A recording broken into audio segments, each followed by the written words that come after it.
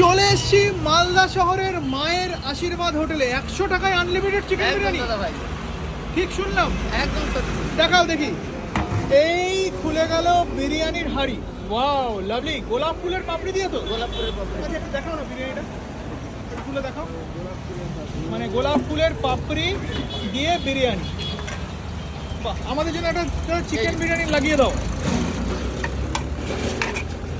বাহ, ওই যে লেগ পিস। আরে লেগ পিস দিয়ে দাও আমাদের একটা।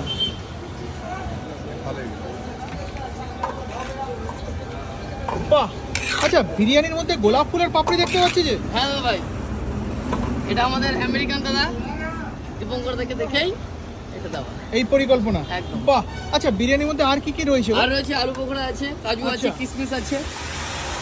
এবং আর কাজু কিশমিশ দিয়ে একদম। বিরিয়ানি মালদা শহরে ভাবা যায় বন্ধুরা। আর চিকেনের পিসটা